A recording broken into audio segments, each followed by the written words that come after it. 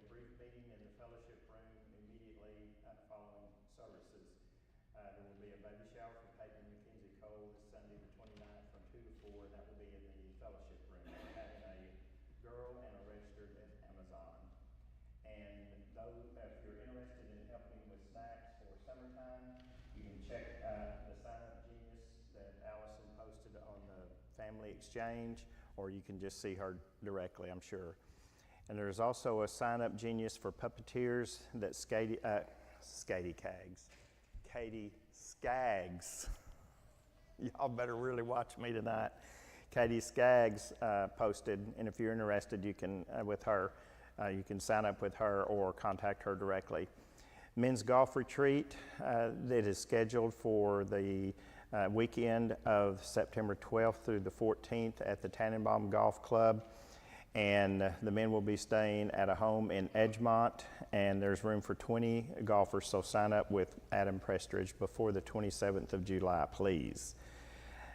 And another good announcement, Ray and Carmen Barber placed membership with us this past Sunday. You know, Ray is recovering from a heart attack, and so we need to remember him and Carmen, who is taking care of him. But we're glad to have them worshiping with us on a full-time basis. It's good to have Tim Jorgensen back with us. He's been out for a little bit, so we're glad you're back, Tim. I see Doyle's back with us, hanging in there. Tim Ashbury had surgery Tuesday. He had a fractured arm radius and ulna, and he is doing well, recovering at home. Others, and also if you saw on the Facebook page, Mike Hughes' daughter Amanda and grandson were in a car accident, and if you saw the picture of the car, whew, it was a bad one, but we're glad that they were not seriously injured. They had some bumps and bruises, but we're glad that they weren't injured severely.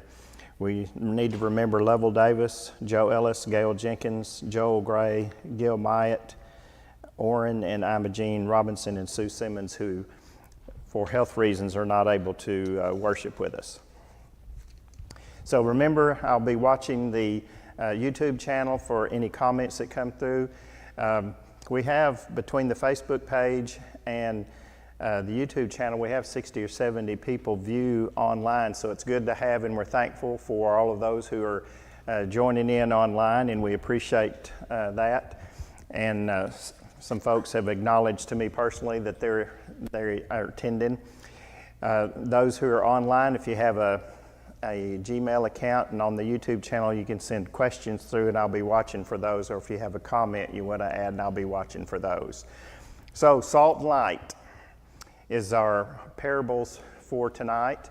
Again, I'm trying to bring in things that maybe we don't think normally when we don't think normally. That's me that doesn't think normally. We don't normally think of as proverbs per se in the sense that sometimes we think, but they are. Matthew Henry made a comment in his book on the Sermon on the Mount. He says, Jesus states not necessarily what is to be believed, but what is to be done. And I really liked the way he phrased that, because it really is about what am I going to do as a Christian? What am I going to act like as a follower? What are people going to see in me? And I really like that. And of course, Burton Kaufman in Truth for Today commentaries, they chimed in also and wrote some good things about that, and talked about it's about the Christian character that Jesus is talking about. And you may remember last week, just to me, I describe the Sermon on the Mount as Jesus' moment at a figurative Mount Sinai, when Moses led the children of Israel out of Egypt, led them to Mount Sinai, and there the law was given. In my way of thinking, and I know it's a little warped sometimes, but I see this as Jesus coming and saying, okay, these are my expectations. This is what I expect of my followers. And he spoke with authority, and you know, at the last verse of chapter 7, the people were so impressed because he spoke as someone who had authority, because of the way that he spoke and the things that he said. And you'll recall that throughout the Sermon on the Mount, he would use the phrase, "You have heard it said," And then he would follow it up and say, but I say, I'm telling you, based on his authority as the Son of God. And so he really laid down those things. Now, it's not on your handout, but if you're looking at the blog, you see a little timeline. And I laid that out because sometimes, in my mind anyway, I see it at chapter 5 of Matthew, and I think it's very early in his ministry, but it was not. Now, I'm using, and we can discuss and argue about, but I use J.W. McGarvey's order of Jesus' ministry in his book, The Fourfold Gospel. And you may have your personal favorites, but he's mine. And as he laid it out, this was in Jesus' second year of ministry. He had already been out there preaching and teaching and causing a stir. He had healed people on the Sabbath, and he had cleared the temple at his first Passover. He had healed Peter's mother-in-law. He had healed a leper. He had healed the paralytic. He had called his disciples. He had healed the nobleman's son. He had called his apostles in Matthew 10, and then the writer of Matthew goes back in chapter 5 and gives a Sermon on the Mount. So it kind of gets confusing about the time that these things occurred. And so that's why I put that. I have a copy here, and it's on the blog if you want to look at it. But that's the source that I use. You know, I think it's a very useful book when you're studying Matthew, Mark, Luke, and John to use J.W. McGarvey's book. So, Matthew 5:13, the salt of the earth. You are the salt of the earth. Very personal, you. But if the salt has become tasteless, how can it be made salty again? It is no longer good for anything except to be thrown out and trampled underfoot by men. The Greeks, in the Truth for Today commentary, pointed out that the Greeks believed that salt had a divine quality to it, that it was spiritual. And also pointed out that Roman soldiers were sometimes paid in salt. So the phrase, "you're worth your salt," originated from that, he felt like. But anyway, it was valuable. It is valuable. Even in modern times, salt is still valuable. It's used as a preservative to preserve especially meat. My first recollection, our first Bible story we ever discussed was Lot's wife, and how she looked back or turned back and was turned into a pillar of salt. And it's interesting, when Jesus mentions Lot's wife, in that verse in Luke 17, he says, on that day, the one on the housetop and those whose goods are in the house must not go down to take them out. Likewise, the one who is in the field must not turn back. Remember Lot's wife. Which kind of makes you think that not only did she look back, but she actually turned around and maybe headed that way. Kaufman points out that Josephus claims to have even seen, and Josephus wrote in the 1st century, he claims to have seen the actual pillar of Lot's wife, still a pillar of salt, and documented that. So take that. I was going to say take that for a grain of salt, but that wouldn't be appropriate probably. But take it or leave it. I find that hard to believe that Lot's wife's pillar of salt would still be standing in the 1st century. But anyway, he says it was. Anyway, you could say, if you remember the story, and when the Lord had the conversation with Abraham and said, well, what about 50? And they talk all the way down to 10. You could say that if the salt of 10 righteous people were available, Sodom and Gomorrah would have been saved, wouldn't they? And that's my segue into we are the salt of the earth. How about that?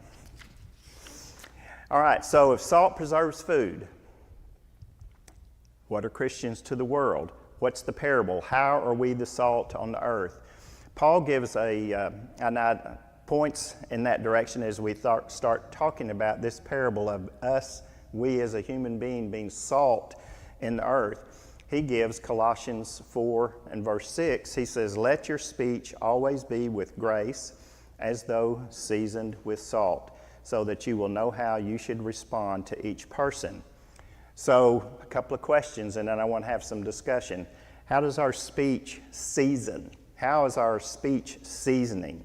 How can our speech maybe change the tone of our surroundings? What are the correct ways then to respond to a person? So, give me some feedback. How does our speech season people, or season our surroundings, or season the environment that we're in? What's Paul telling us there? How does that happen? I will stand here until someone says something. John? Well, if you have hateful speech, people will turn people away. And then kind will bring them back and cling to them. Keep going? Yeah. About Christianity and whatever. So John's saying, for the benefit of those online, that our speech, we can be hateful and turn people away, or we can be kind and bring, all right, I like that. Debbie?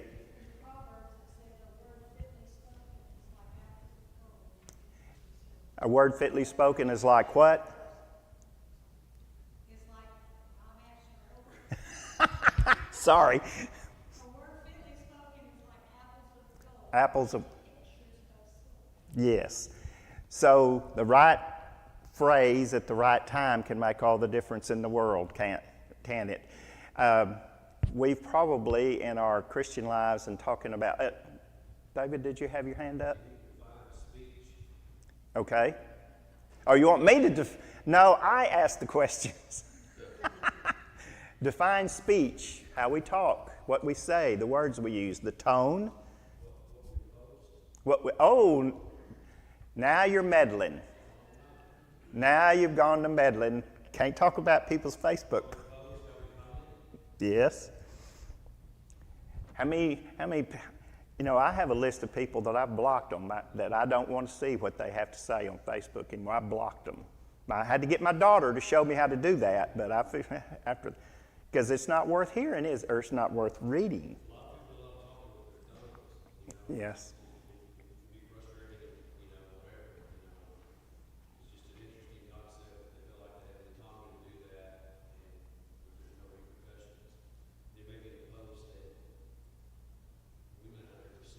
Right.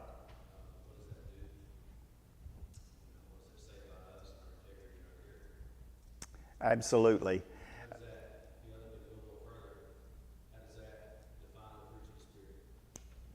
Very good. Let me piggyback on to what you said. This is probably an area that we in the church, when I say the church, I'm talking about the collective, that we need to learn how to use social media. We need to learn to do that. When I was still working, I was still somebody, I still worked. I had to go to classes about what to say, how to handle. So, they wanted me to have a Twitter account and do all this stuff, and I thought, this is a lot of trouble. But it was, don't get the company in trouble based on things that you say. Well, we can have people thinking ill of the church based on, but we can affect someone thousands of miles away. That's a great point. Not only just the people around us. So, keep going. Anybody else?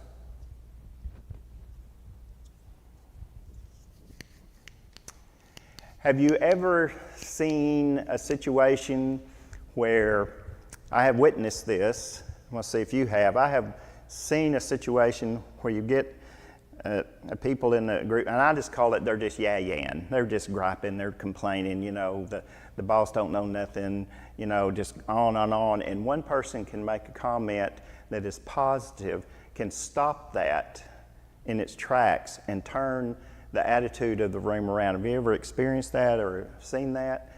I worked with a guy who is really good at doing that. He actually attends, he's a member of the church in Searcy, and he would be in the group, and they would be just, I'm sure they were talking about me too, just the boss, he don't know nothing. And he'd say, last Sunday our preacher talked about XYZ. And it just stopped everything.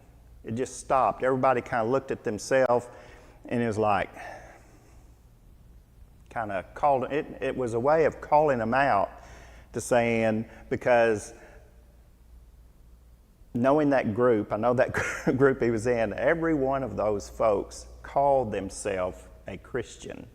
Now, that was a very broad and generic term, but they said they were Christians.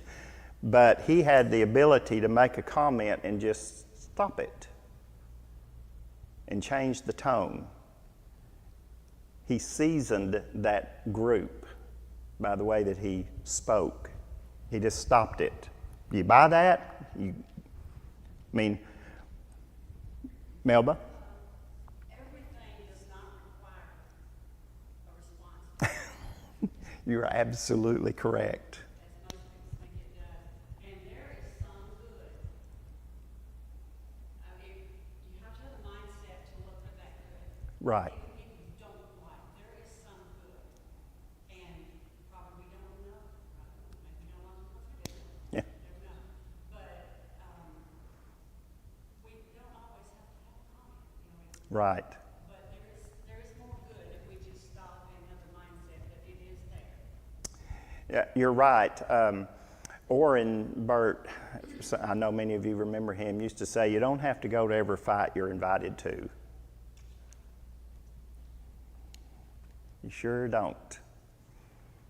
Because not every fight's worth it, is it? But you're right, sometimes just, maybe the best thing to do is just block them on Facebook, right, David?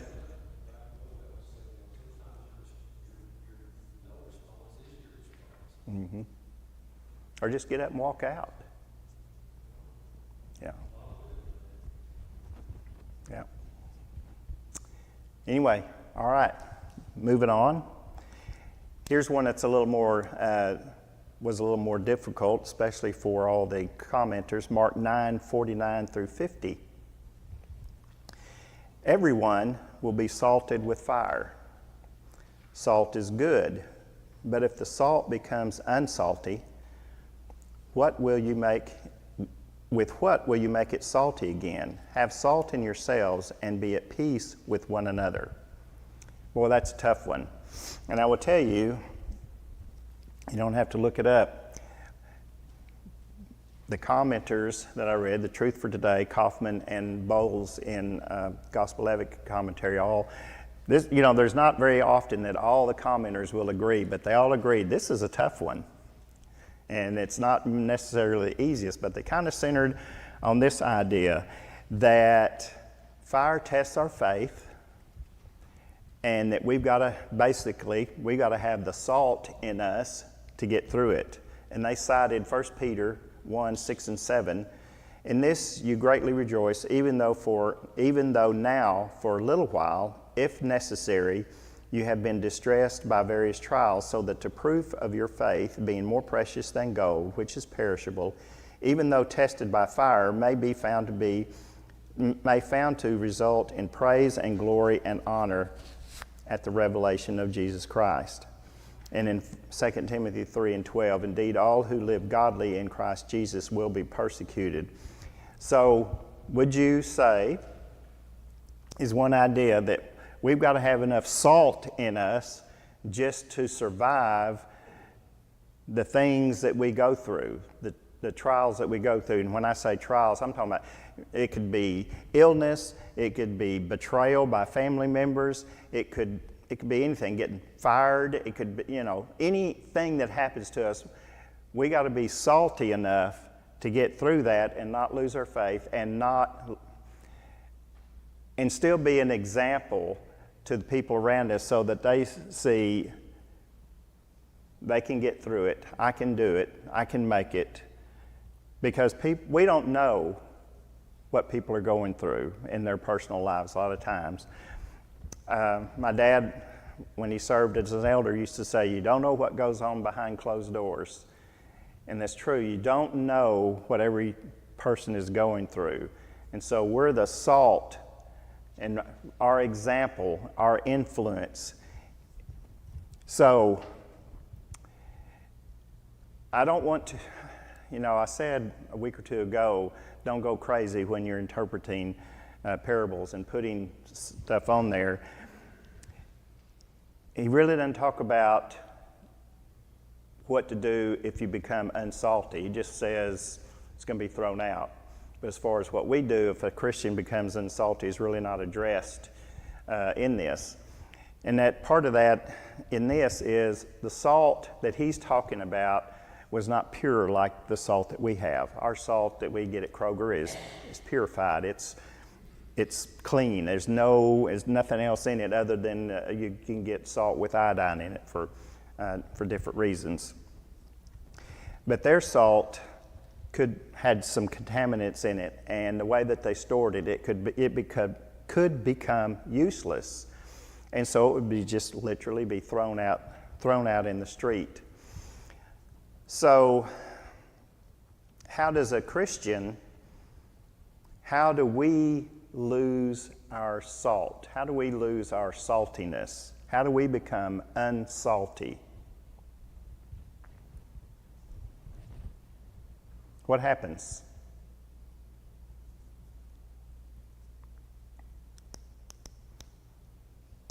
Yes, ma'am, Dre. Do what? We start acting like the world instead of like God. Exactly. We cease. Another example that I've heard, are we a thermometer or are we a thermostat?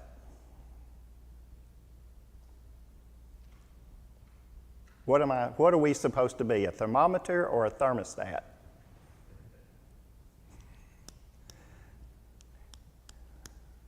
Come on. What does a thermostat do?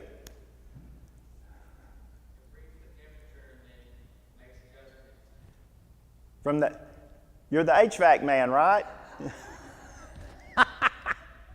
Yes, and we are all grateful. Was it Mr. Carrier that invented air conditioning, I think? We are all grateful and we are benefiting from that. But a thermostat controls the temperature of a room. Thermometer just says, it's hot in here, or it's cold in here. And that's the way people in the world are. They just kind of go along and they react with whatever's going on in the world. But we, because we're salty, we affect the world. We change the world by our behavior. And that's what Jesus is driving at. When Jesus says if salt has lost its flavor, it's thrown out, which is a hint to us as Christians. If we lose our saltiness and we become unuseful, we become uninfluential, the end for us is not good. Would you agree with that? Would you buy that? Y'all gonna have to drink some coffee before you come in here next Wednesday night. All right, I'm going to assume that you're okay with that because we're going to move on to the light of the world. Does salt have to come in direct contact with whatever it's influencing? Just salt, you got to put the salt on the meat, right? Can't leave it on the shelf. We've got to be in contact with people, right? Y'all are killing me. What was it? You're killing me, Smalls? Not her. Oh my goodness. Y'all are killing me tonight. All right. Light, on the other hand, just lights up the room, right? Turn on the light, just lights it up. You are the light of the world. A city set on a hill cannot be hidden, nor does anyone light a lamp and put it under a basket, but on a lampstand. And it gives light to all who are in the house. Let your light shine before men in such a way that they will see your good works and glorify your Father who is in heaven. So we know what a light does in a dark room, even a small light. We know that if you have property and valuable property out, and maybe you're out maybe in a remote area, people put night lights out to dissuade thieving and vandalism because people who are performing nefarious activities don't want to be seen. And so if an area is lit up, they're less likely to go and vandalize and steal and break in whatever that is. Now we know that Jesus in John 8:12 said, I am the light of the world. And Paul in Ephesians 5, verse 7 and 8, therefore do not be partakers with them, for you were formerly darkness, but now you are light in the Lord. Walk as children of light. Now in Locklear's book, All the Parables of the Bible, he talked about that Jesus is the light. It's like he's the sun, we're the moon. We are a reflection of him. We reflect his light. And I think that's a pretty good way to describe that.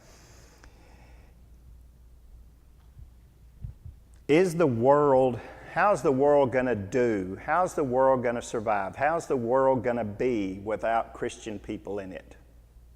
Who or what is going to be the moral compass of the world if it's not Christian people? Who is it going to be? Is there any? No one. I mean, we're the ones that's got to set the standard, say this is what's right. These are the things that are right. Not beating people over the head with it, but by our example, we show that. So,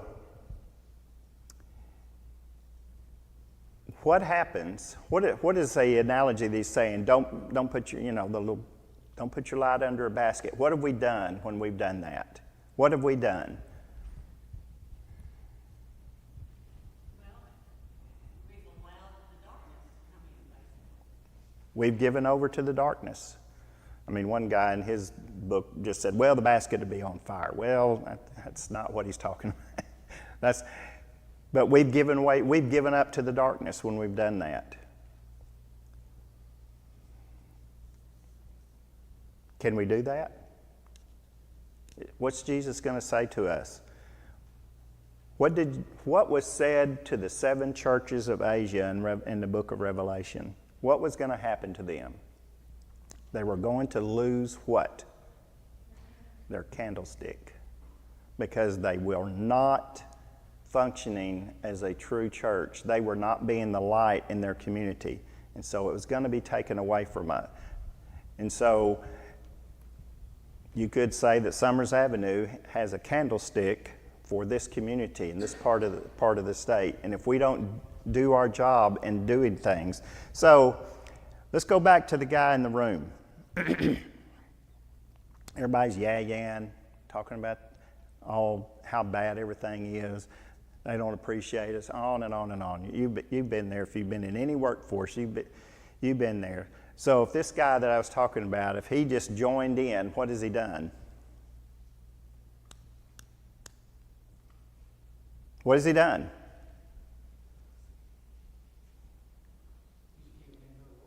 Do what? He gave in. He turned his light off. He's no longer an influence in that group. If we do that enough, is our light, our candlestick, going to be taken away from us?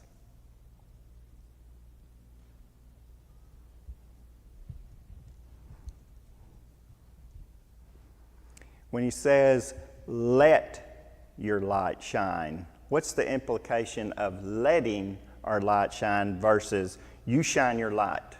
Is there a different, Jim? Okay. Watch your translation there, because that's an imperative. Not allow it, but it needs to shine. Yes. It needs to shine. See to it that it shines. See to it. It must So, shine. so is there a difference between you shine your light or letting it? And it's kind of, now I'm reading from the New American Standard, as you well know. The word let there is more like let in, and I say like, in exhortations. Yeah. Let us press on. Yes. It doesn't permit us to press on. It's just it's a way of enjoining people to encouraging people to do this. This is an imperative. Yes. Not an exhortation. As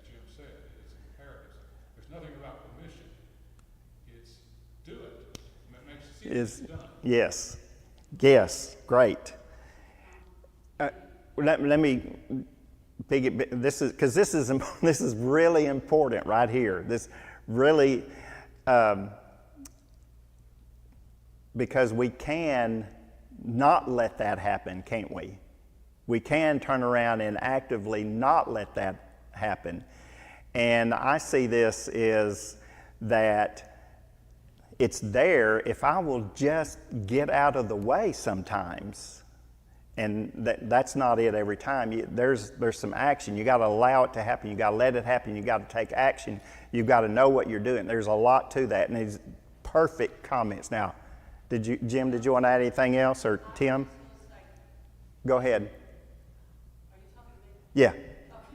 Let your light so shine before men that they may see your good works and glorify your Father. It tells why you do it, and this will be the result. Yes. They're going to. Does that matter how you say it? Well, yeah, kind of. I mean, that's what we were just. Yeah. I think that, and well, I think the reason it needed to be brought up is that it almost sounds like it's passive on our part. Mm-hmm. Which, to be sure, the light is not in and of ourselves. The light comes from Christ. But it's not just a passive resignation. It is an active cooperation. Mm-hmm. And so there is a difference between a passive permission Mm-hmm. and an active doing. Absolutely. It's sort of like we control the light switch. We have to turn ourselves on. Now, it's Christ's light, as an example, shining out. But if I put myself under a bushel, I turn the light switch off. That's true. I have to actively let it be seen.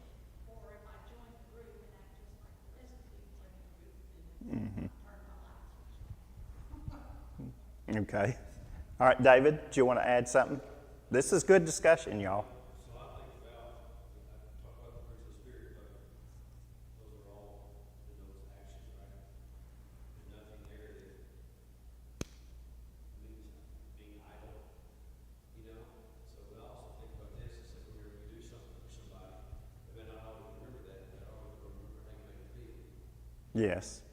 And I'm not saying all the time, but Right. in essence, they're gonna remember how you made them feel. But when we think about living out life, you talk about love, joy, peace, patience, kindness, goodness, faithfulness, gentleness, and self-control. That's it. I mean, sometimes those are all hard to do. Mm-hmm. Sometimes we don't have to do them all at the same time. Right. Just being cognizant of that and understanding, you talk about saltiness, is understanding what that does. I think bring all that together. Mm-hmm. Excellent. I appreciate the comments. Tim, you look like you want to say something else. Well, it's always good to be practical. Yes. In striving to be practical, we can overlook the fact that these behavioral things begin with matters of the mind and heart. You're not going to be the light of the world and salt of the earth if you don't believe it. You've got to start with that belief. We can't scratch belief out of it. Correct. The fruit of the Spirit are not just actions, they are characteristics, attitudes of mind and heart that determine action, that produce action. And so there's this importance of faith, there's the importance of the knowledge of God. And I don't know that Debbie's the only one that said it. This is a slightly different point.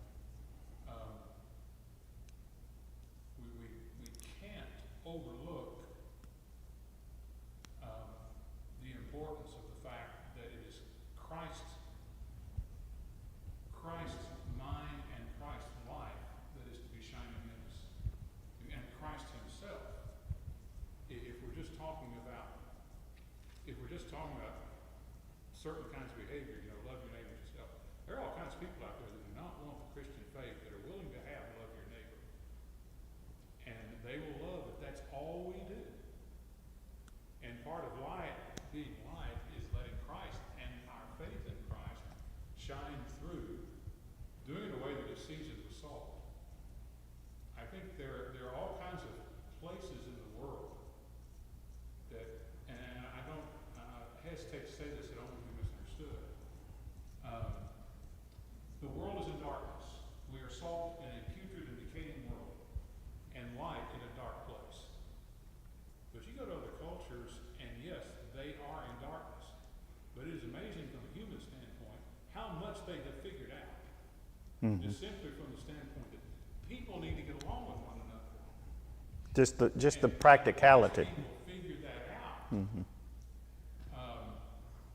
among them. And that's why I say that to get back this emphasis of being salt and light begins with the faith and the knowledge of who Christ is and what he has called us to be and the life and the character and the life that he wants to be instilled in us. Because if that's not how we're the light of the world, we're just kind of, we may be offending some people by a better life, but we're not really showing people Christ if we're just showing them behavior, if we're not showing them faith. That's true, but of course he's really not addressing that in this particular parable. He's just saying, this is what I want you to be doing. It's like we've already believed. This is what I want you to be doing. I think from the standpoint of this is about kingdom conduct Yes, and kingdom mission. true. It is very much, and the fact we've said to the world, that it's very much about people being influenced for Christ. Well, and that's what he says at the latter part of this verse. Let your light shine before men in such a way that they may see your good works and glorify your Father who is at, not glorify you, glorify your Father. So they've got to see the motive. Hopefully will see the motive that we have, not just that I don't want to have a fight with you over my yard, so I'm going to get along with you. It's more than that, isn't it? Yes. Yeah. And it's interesting. You kind of made me think. In cultures all over the world, people have looked for something to worship, have they not? No matter where they are, how primitive, they look for something to worship. And there's lots of debates about why that is. But people are looking. It's really our job to make sure they see that they find it, that they glorify God. Debbie? Yes. Yes. We've all pruned trees or rose bushes in our yard, haven't we? Even, yes, absolutely. Any other thought to throw out there before I wrap it up? Turn us loose.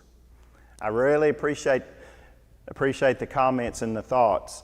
This is what Bible class is about, bouncing these things off of one another. So I really appreciate it. So just to kind of sum it up a little bit, salt really, in one regard you could say that salt operates internally and light externally. So he's covering both. People need to see that and see that our influence, because really, in some regards, the salt has to be within us. We've got to be a different person internally in order to have that to be that influence. We've got to be salty. We've got to, so that we can salt the earth. Do you go there with me, or? Okay. If I don't get any nays, I'm going to continue on. I like this comment from Bowles in the Gospel Advocate commentary. Faithful Christians are to the human race what salt is to food, the element to which preserves it from corruption and gives savor and relish. And in the Truth for Today commentary, the Christian's good works are to point others to God and to His Son, all of which results in praise being given to the Lord. So, that being said, if there's no other comments, I'm going to turn. Oh, okay. Next week will be in Matthew 9, verses 10 through 17, and I've entitled it A New Way of Doing Things, because that's when Jesus came, He was saying it's going to be different. It's going to be different.